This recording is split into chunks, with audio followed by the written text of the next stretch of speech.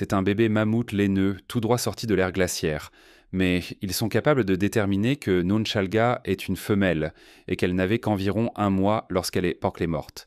Ils estiment qu'elle est morte il y a environ 30 000 ans. Vous avez probablement oublié de la viande dans votre congélateur pendant quelques semaines. Mais pour la Terre, elle a gelé des mammouths entiers pendant des milliers d'années.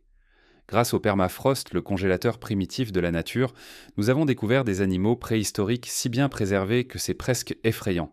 Fourrure, peau, dents, même moustaches encore intactes. Ce ne sont pas des os poussiéreux, ce sont de véritables capsules temporelles de l'ère glaciaire. Voici les 9 animaux préhistoriques trouvés congelés dans la glace. Numéro 9. Bébé tigre à dents de sabre. En 2020, au cœur de la wilderness sibérienne, le long de la rivière Badiarika, un groupe de chasseurs de précieuses défenses est tombé sur quelque chose de si bizarre qu'ils se sont figés sur place. Enfoui dans le permafrost se trouvait un bébé chat à dents de sabre, parfaitement conservé, ses petites griffes encore repliées, ses moustaches encore intactes. Ce n'était pas un os fossilisé ou un squelette en décomposition. C'était un cube de prédateur congelé avec un visage que l'on pouvait encore reconnaître. Les scientifiques l'ont rapidement identifié comme une espèce appelée Homotherium latidum, également connue sous le nom de chat à dents de scimitar. Pensez-y comme le cousin plus élancé et rapide du célèbre Smilodon. Mais contrairement au Smilodon, Homotherium ne se basait pas sur des embuscades de force brute. Il était construit pour la longue poursuite. Membres musclés, épaules puissantes et canines dentelées comme des couteaux à steak. Et ce petit cube. Il n'avait qu'environ 3 semaines lorsqu'il est mort. Maintenant, voici où cela devient étrange. Des scans CT ont révélé que le squelette du cube était entièrement intact, jusqu'aux minuscules os de l'oreille. Sa fourrure, d'un brun chocolat profond, mesurait encore entre 20 et 30 mm de long. Même les coussinets de pattes et les griffes rétractiles acérées étaient intacts. Plus remarquablement, la peau autour de son visage n'avait pas pourri. Cela signifie que nous savons exactement à quoi il ressemblait quand il était vivant. Son anatomie révélait autre chose. Cette espèce s'était adaptée à un terrain froid et enneigé. Les grandes pattes du cub manquaient de coussinets concarpeaux, ce qui lui aurait permis de se déplacer facilement sur des surfaces glissantes ou gelées. Il avait un cou épais et de longs membres antérieurs conçus pour le grappling. Même les muscles montraient encore des signes de la façon dont ce petit prédateur était construit pour devenir une machine à tuer. La datation au radiocarbone a placé sa mort entre 35 471 et 37 019 ans, juste au milieu du Pléistocène tardif. Cela signifie que cette créature a foulé la Terre pendant que les humains cherchèrent encore comment fabriquer des aiguilles. Et pourtant, malgré le passage de plus de 300 siècles, ce cube n'a jamais pourri. Le permafrost l'avait enfermé dans le temps comme la chambre cryogénique de la nature. Mais le mystère ne s'arrête pas là. Un seul cube a été trouvé. Pas de mère, pas de tanière, pas de frères et sœurs. Que s'est-il passé? A-t-il gelé à mort dans une tempête de neige? Est-il tombé dans une crevasse? Ou ce site était-il le lieu d'une catastrophe préhistorique? Nous ne le saurons peut-être jamais. Ce que nous savons, c'est ceci. Jamais auparavant un cube à dents de sabre de cette espèce n'avait été trouvé dans un état aussi pur. C'est la chose la plus proche que nous ayons du voyage dans le temps, regardant le visage congelé d'un prédateur qui a autrefois régné sur un monde glacé. Numéro 8. Lion des cavernes. Dans l'étreinte glaciale de la Sibérie, des chasseurs de défense de mammouths sans pan sont tombés sur quelque chose qui ressemblait plus à un chaton endormi qu'à une bête depuis longtemps éteinte. Mais ce n'était pas n'importe quel félin. C'était Panthera spilea, le lion des cavernes eurasien. Et le cube qu'ils ont trouvé, plus tard nommé Sparta, avait été congelé dans un état parfait pendant environ 28 000 ans. Laissez cela s'imprégner. 28 000 ans, et sa fourrure, toujours dorée, moustache intacte, coussinée de pâte doux. Même les organes internes avaient à peine pourri. En fait, les scientifiques l'ont appelé le meilleur animal de l'ère glaciaire jamais découvert. Sparta Laran a été trouvé en 2018 le long de la rivière Semueliak en Yakoutie. Mais voici où les choses deviennent encore plus incroyables. Juste un an plus tôt, et à seulement 15 mètres de là, un autre cube a été trouvé. Il a été nommé Boris. Pendant un certain temps, les chercheurs ont pensé qu'ils pouvaient être frères et sœurs, mais la datation au radiocarbone a raconté une histoire différente. Boris était mort il y a plus de 43 000 ans. C'est plus de 15 000 ans avant même que Sparte ne soit né. Les deux cubes étaient estimés à seulement 1 à 2 mois lorsqu'ils sont morts. Pas de blessures, pas de signes de traumatisme. On pense qu'ils ont été enterrés soudainement, peut-être dans un glissement de terrain ou alors que le sol sous eux s'effondrait. Et grâce au permafrost de la Sibérie, leurs petits corps ont été congelés avant que la décomposition puisse même commencer. Mais ce n'étaient pas juste de mignons chatons de l'ère glaciaire. Les lions des cavernes étaient un des prédateurs au sommet, plus grands et plus musclés que les lions africains modernes. Certains mesuraient plus de 3 pieds et demi au niveau de l'épaule et pesaient jusqu'à 800 livres. Contrairement aux lions d'aujourd'hui, ils étaient adaptés au climat froid, recouverts d'une fourrure épaisse et construits avec des membres puissants pour s'attaquer aux proies à travers les toundras enneigées. La préservation de Sparte et Boris est plus qu'un miracle. C'est une mine d'or scientifique. Grâce aux scans CT et aux tests ADN, les chercheurs ont pu étudier leurs os, muscles, organes, et même des traces potentielles de lait maternel dans l'estomac de Sparta. C'est un aperçu rare de la façon dont ces créatures d'êtres perdus depuis longtemps Pierre Lallet vivait se déplaçaient et mouraient. Et peut-être le détail le plus troublant, les expressions sur leur visage. Sparta a l'air de dormir, lèvres détendues, yeux fermés, comme si elle allait de se réveiller. Ces cubes prouvent à quel point les lions des cavernes étaient avancés et spécialisés, construits pour un monde maintenant enfoui sous des milliers d'années de glace et de silence. Numéro 7. Cheval préhistorique. Personne ne s'attendait à trouver du sang, surtout pas dans un animal qui était mort depuis plus de 42 000 ans.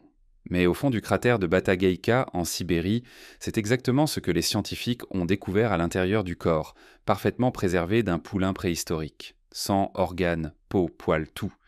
Ce n'était pas un fossile. C'était une capsule temporelle avec un battement de cœur depuis longtemps disparu, mais des preuves de vie encore écrites dans chaque cellule. Le poulain appartenait à une espèce éteinte appelée Equus lenensis, connue sous le nom de cheval de Léna. Il vivait à la fin du Pléistocène, un terrain de jeu pour les prédateurs de l'ère glaciaire, lorsque les températures étaient brutales et que la survie signifiait adaptation. Ce poulain n'avait à peine que 2 semaines lorsqu'il était mort, tombant probablement dans de la boue douce et gelant avant que la décomposition puisse commencer.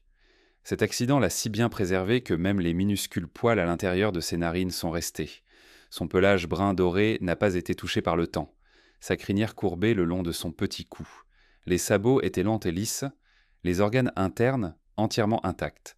Ce n'est pas une exagération, c'est un miracle scientifique. En fait, les chercheurs ont pu extraire du vrai sang liquide de l'intérieur du cœur du poulain, ce qui en fait le plus ancien échantillon de sang jamais récupéré d'un animal préhistorique. Le cratère où il a été trouvé, appelé Batagayka, s'agrandit chaque année alors que le changement climatique fait fondre le permafrost. Les habitants l'appellent la porte de l'au-delà. Il dévoile des couches de terre qui n'ont pas été exposées depuis des dizaines de milliers d'années. C'est ici que la science rencontre quelque chose d'à peine mythique, parce qu'à l'intérieur de cette plaie béante dans la terre, nous ne trouvons pas seulement des os. Nous trouvons des créatures entières, congelées en plein récit. Qu'est-ce qui distingue ce cheval de ceux que nous connaissons aujourd'hui ? Pour commencer, il était plus compact, avec des os plus épais, des muscles plus denses et un pelage d'hiver plus épais. Il avait de larges sabots, parfaits caussons pour se frayer un chemin à travers la neige et le sol gelé.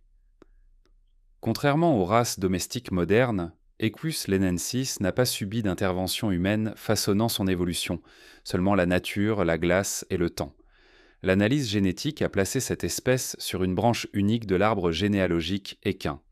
Elle s'est séparée des ancêtres des chevaux modernes il y a environ 115 000 ans. Cela fait de ce poulain un maillon crucial pour comprendre comment les chevaux ont évolué dans des conditions environnementales extrêmes et peut-être comment ils pourraient évoluer à nouveau. Et oui, les scientifiques ont sérieusement parlé de le cloner. Avec des cellules sanguines et des tissus mous si bien préservés, les chercheurs croient d'ensemble que le cheval de Léna pourrait un jour marcher à nouveau sur Terre, non seulement dans des manuels scolaires ou des musées, mais dans la chair et les os. Numéro 6. Bébé mammouth laineux.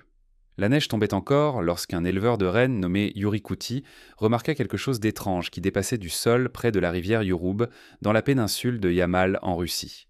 À première vue, cela ressemblait à une bûche lisse enveloppée de givre. Mais en s'approchant, ce qu'il a trouvé n'était pas du bois. C'était de la peau. Cette bûche s'est avérée être un bébé mammouth laineux, si parfaitement préservé qu'il avait encore des cils. Le veau, plus tard nommé Liuba d'après la femme de l'éleveur, avait été enfermée dans la glace pendant environ 42 000 ans.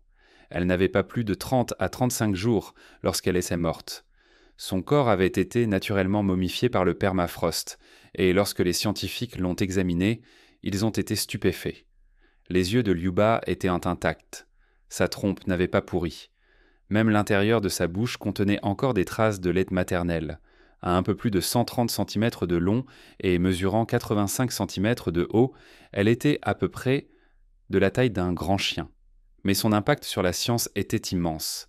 Les scans CT et les études endoscopiques ont révélé des organes, une structure musculaire et des os qui semblaient appartenir à un animal mort seulement hier. Sa peau était exceptionnellement intacte grâce aux bactéries non productrices d'acide lactique qui avaient envahi son corps après sa mort. Essentiellement, Liuba avait été marinée, son corps préservé de l'intérieur vers l'extérieur. Ce qui l'a tué est tout aussi fascinant.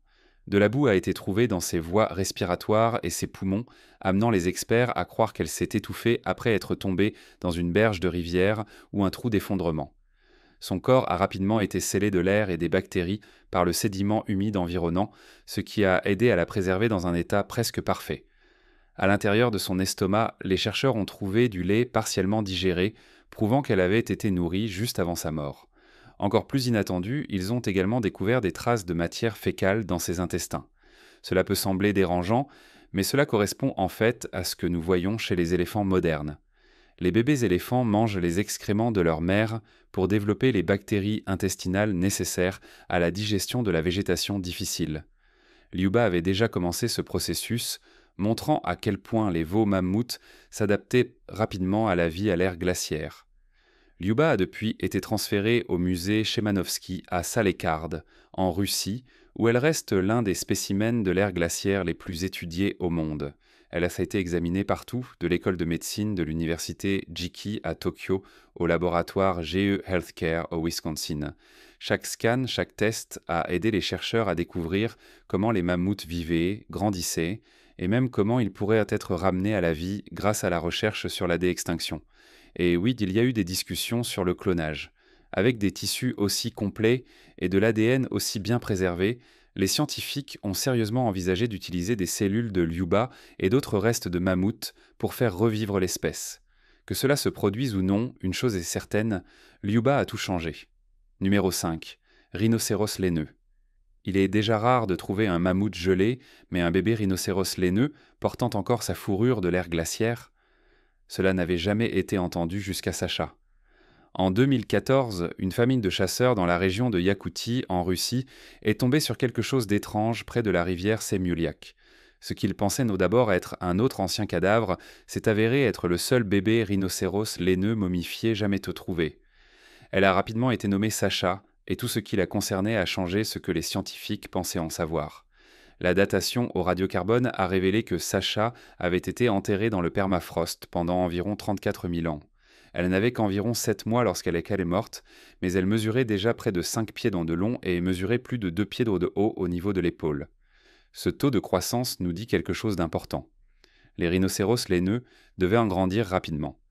Dans un monde où les prédateurs de l'ère glaciaire étaient là partout et où les hivers pouvaient en être mortels, survivre signifiait devenir grand, rapidement.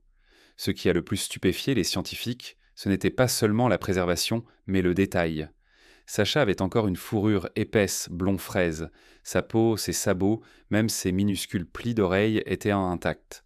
Ses organes internes étaient mais si bien préservés que les scientifiques pouvaient analyser ses poumons, son estomac et même des échantillons de tissu pour l'ADN ancien. Sur son museau, les bases de 2 petites cornes avaient déjà commencé à se former. Celles-ci n'étaient pas seulement pour le spectacle. Les rhinocéros laineux adultes utilisent de leurs cornes pour déblayer la neige et se défendre. Le fait que Sacha ait déjà commencé à les faire pousser à 7 mois montre à quel point ces animaux devaient être prêts tôt pour les dangers de l'ère glaciaire. La cause de sa mort reste incertaine. Il n'y avait aucun signe de blessure ou de prédation. Certains chercheurs croient là qu'elle a pu se noyer dans une rivière ou un marais, son corps étant ensuite scellé par des couches de glace. Quelle que soit la cause, le permafrost a agi comme un congélateur naturel, enfermant son corps dans un état presque parfait. Avant Sacha, presque tout ce que nous savions sur les veaux de rhinocéros laineux provenaient de morceaux d'os et de dents. Sacha a changé cela. Sa découverte a donné aux chercheurs la première vue complète de la façon dont ces animaux grandissaient, à quoi ils ressemblaient en tant que jeunes, et même ce qu'ils auraient pu manger. Cela a également ouvert la porte à de nouvelles études génétiques qui pourraient aider à reconstruire l'histoire évolutive de la famille des rhinocéros. Sacha est maintenant conservée à l'Académie des sciences de Yakoutsk, où elle continue d'être étudiée par des paléontologues du monde entier.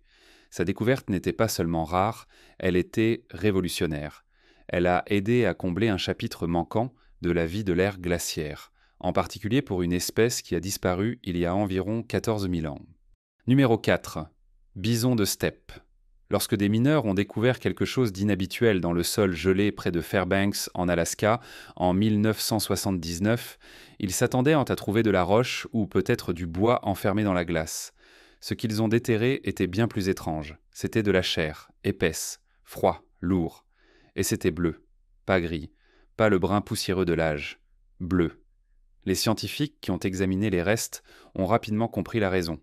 Un minéral rare, appelé vivianite, s'était formé lorsque le fer dans les tissus en décomposition du bison avait réagi avec le sol riche en phosphate. Cette réaction chimique a donné à la carcasse sa teinte bleue fantomatique. C'était étrange, beau et inoubliable. Ils l'ont nommé Blue Babe, un jeu de mots sur la figure folklorique Babe le bœuf bleu des contes de Paul Bunyan. Mais contrairement à la légende, ce n'était pas un mythe. Blue Babe était réel, et il avait été gelé dans le permafrost de l'Alaska pendant près de 36 000 ans. C'était un bison de steppe, Bison priscus, un géant maintenant éteint qui dominait autrefois la toundra durant l'époque pléistocène. Ces animaux mesurés ont plus de 6 pieds au niveau de l'épaule et pesaient jusqu'à 2000 livres. Ils étaient en fait nés pour survivre et des craies avec des pelages hirsutes, des peaux épaisses et des muscles puissants adaptés pour résister au vent froid et échapper aux prédateurs de l'ère glaciaire. Mais ce qui rendait Blue Babe extraordinaire, ce n'était pas seulement sa taille, mais son état. Sa peau était encore attachée aux muscles. Ses ligaments étaient préservés. Ses tendons avaient encore de l'élasticité. Même sa langue avait survécu au gel. À l'intérieur de son estomac se trouvaient des traces de son dernier repas, de l'herbe sèche presque identique à l'herbe de toundra qui pousse encore dans certaines parties de l'Alaska aujourd'hui. La cause de la mort racontait une histoire violente.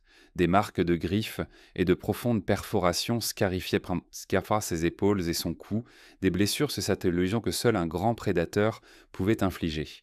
En se basant sur l'espacement des marques, les chercheurs croient qu'il a été attaqué par une meute de lions de l'ère glaciaire. Ces énormes félins, certains pesant plus de 500 livres, pouvaient abattre des proies aussi grandes qu'un bison.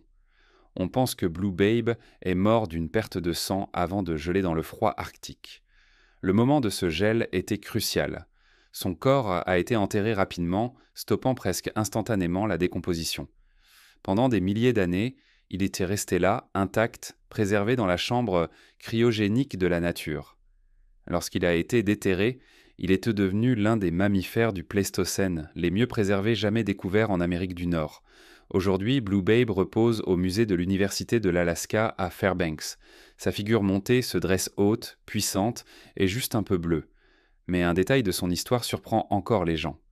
Après des études approfondies, les chercheurs ont cuisiné un petit morceau de son muscle du cou dans un ragoût. Ils l'ont en fait mangé. Selon ceux qui ont essayé, la viande était caoutchouteuse, terreuse et avait un goût un peu de brûlure de congélateur ancien, mais elle était comestible. Numéro 3. Loupon. Des chercheurs d'or au Yukon s'attendaient à trouver un trésor, mais ce qu'ils ont déterré était quelque chose de bien plus précieux, du moins pour la science. En 2016, alors qu'ils travaillaient dans les champs aurifères du Klondike près de Dawson City, ils ont découvert les restes momifiés d'un bébé loup. Elle était recroquevillée comme si elle faisait simplement une sieste, avec sa fourrure, sa peau, ses petites dents et même ses moustaches préservées dans un état impeccable. Elle a été nommée Jur, ce qui signifie loup dans la langue hen, parlée par le peuple Trondek-Wetchen de la région. La datation au radiocarbone l'a placée à 57 000 ans, ce qui en fait le loup de l'ère glaciaire le plus complet jamais découvert dans le monde. Jur n'avait qu'environ 7 semaines lorsqu'elle était morte. En se basant sur l'état de ses os et des tissus à l'intérieur de sa poitrine, les scientifiques croient qu'elle est morte soudainement, probablement lorsque son terrier s'est effondré. L'ensevelissement rapide, combiné au froid du permafrost, a scellé son corps à l'abri du temps et de la décomposition. Ses yeux sont manquants, mais presque tout le reste. Sa fourrure est douce et dense, les muscles encore enroulés autour de son petit squelette. Même ses organes internes sont pour la plupart intacts. Elle a l'air de pouvoir encore respirer. L'analyse de ses dents et de ses poils a donné aux scientifiques une surprise. Contrairement à ce que beaucoup attendaient avant des loups de l'ère glaciaire, qui étaient censés chasser principalement des mammouths, des bisons et d'autres grandes proies, le régime alimentaire de jour comprenait beaucoup de poissons, du saumon spécifiquement. Cela signifiait que sa mère chassait probablement près des rivières ou peut-être se nourrissait pendant les migrations saisonnières de poissons.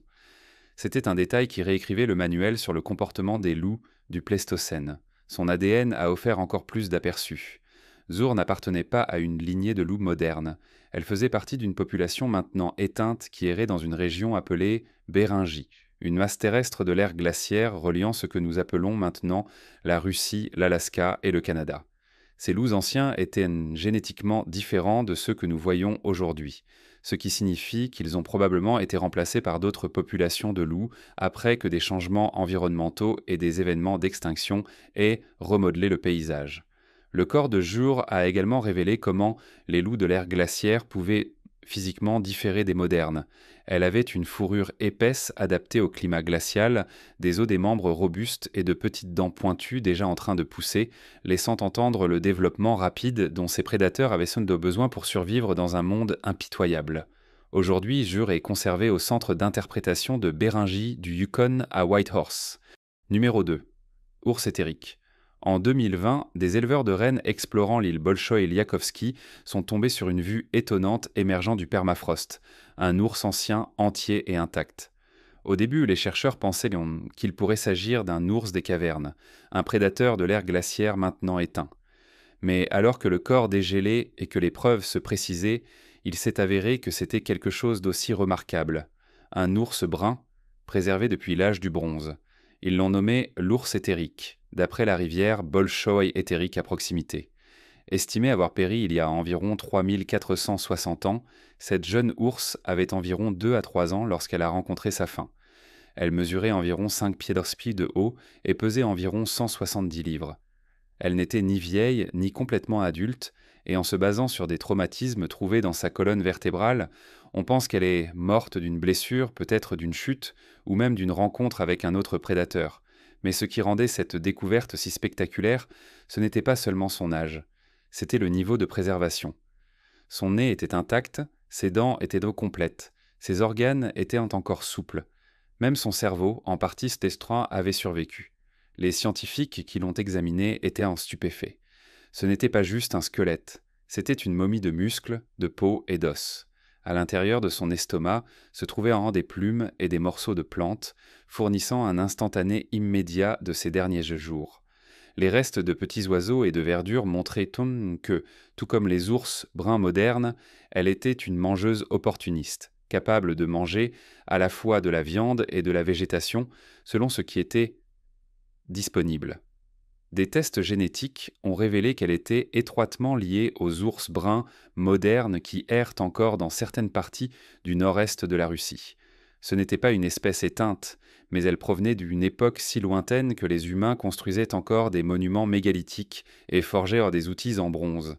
Et pourtant, la voilà, préservée mieux que la plupart des taxidermies de musées. Ces restes ont été disséqués et étudiés au musée Mammouth de Yakoutsk et au laboratoire Mammouth de Lazarev. Tout, de ses fibres musculaires à son microbiome intestinal, est analysé pour comprendre comment les animaux se sont adaptés aux conditions environnementales du passé et comment ils pourraient nous aider à prédire l'avenir. Numéro 1, cheval célarique. C'était en janvier 1968, lorsque des mineurs d'or travaillant près de la rivière Célarique, dans le nord-est de la Sibérie, ont frappé quelque chose de solide sous la glace. Ce qu'ils ont déterré n'était ni une roche, ni un fossile, ni même des os. C'était le corps d'un cheval, parfaitement préservé, la peau collant encore aux muscles, les poils toujours sur les jambes et les organes. Encore scellé à l'intérieur d'une cage thoracique qui avait cessé de respirer des milliers d'années auparavant. Ce n'était pas un simple artefact de l'ère glaciaire. C'était le cheval Célaric, un étalon gelé dans le temps pendant des dizaines de milliers d'années, et ce n'était pas un poulain. C'était un adulte mature, d'environ 7 à 8 ans au moment de sa mort, mesurant environ 4 pieds et demi au niveau de l'épaule. Il appartenait à une espèce éteinte connue sous le nom d'Equus lenensis, un cousin robuste et épais des chevaux modernes qui erraient autrefois dans la toundra pléistocène de l'Eurasie.